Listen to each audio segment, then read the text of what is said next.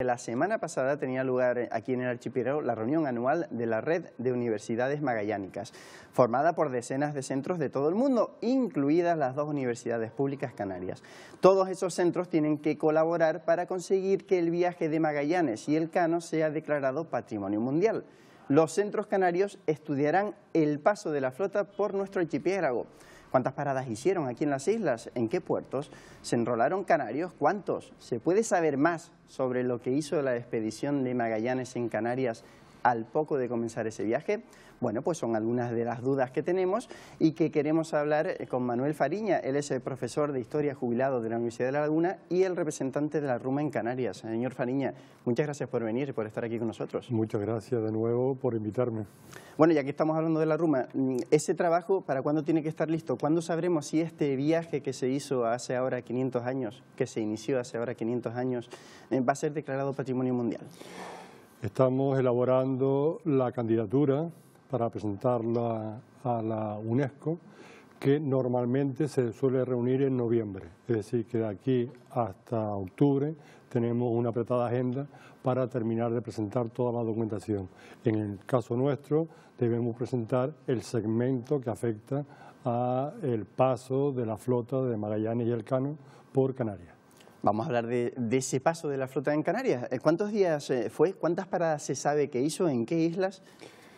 El viaje zarpa de Sanlúcar de Barrameda. Previamente habían salido en distintas fechas desde agosto del puerto de Sevilla, van llegando a Sanlúcar de Barrameda y el 20 de septiembre zarpan en dirección a Canarias.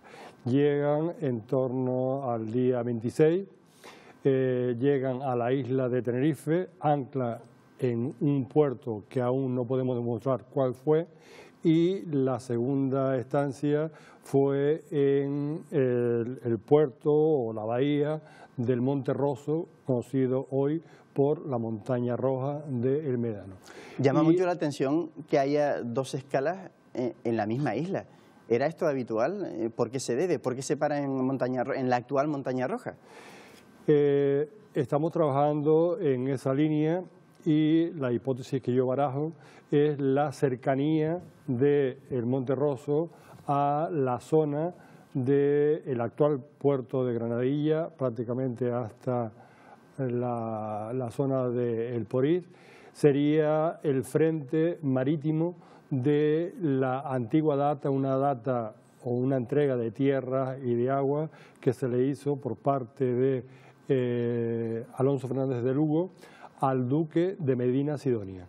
Es una inmensidad para una isla como Tenerife y anclaron en esta zona a la espera de hacer la aguada, de cargar agua potable en el barco, en los barcos, que eran 5,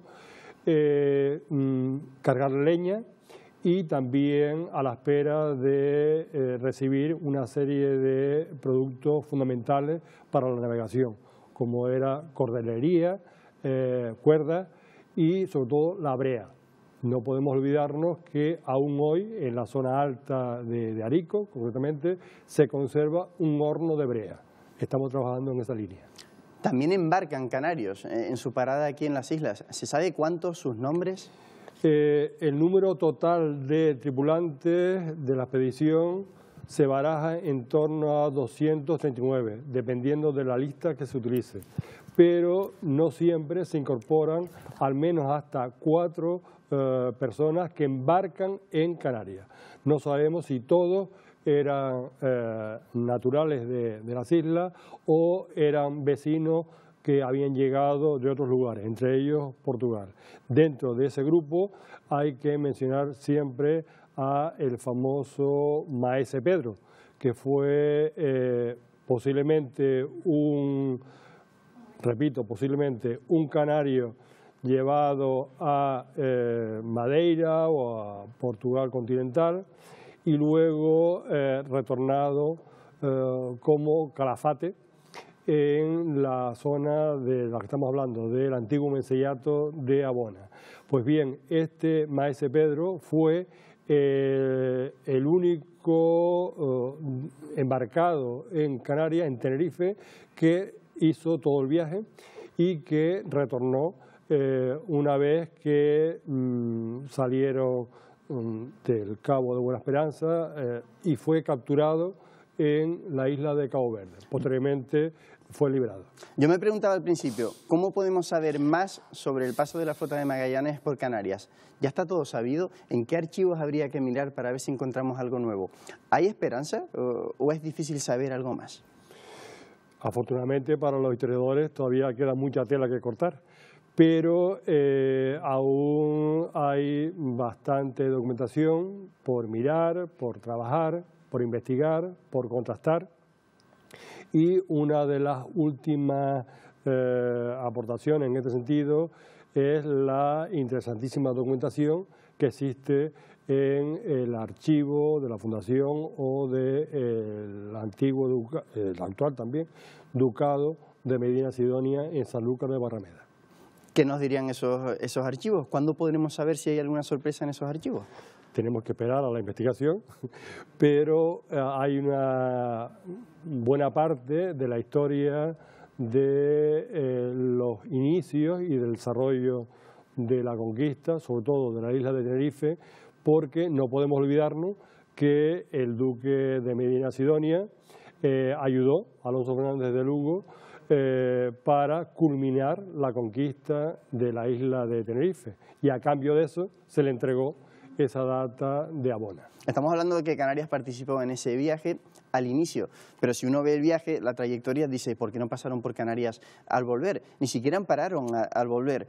¿Por qué? ¿Hay una explicación o ya en ese momento se trataba de sobrevivir en el único barco que tenían? El marco general de todo ese viaje de circunnavegación hay que situarlo en 1480, el Tratado de Alcazaba-Toledo, en el que se reparte el mundo en dos grandes mitades transversales, una la del norte para Portugal y la del sur para Castilla, con limitaciones.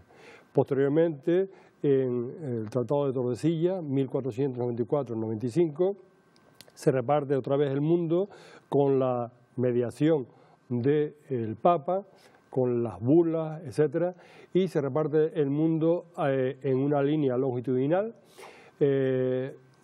siguiendo la línea de Meridiano, a 300, una línea imaginaria, a 370 leguas de Cabo Verde, hacia el oeste.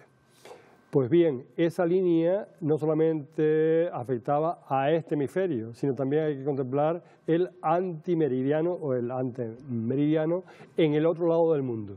Entonces, esa línea imaginaria también pasaba cerca, relativamente cerca, entre Malasia e Indonesia, con lo cual tenemos de nuevo la polémica y el enfrentamiento de los intereses políticos internacionales, tanto de Castilla como de Portugal.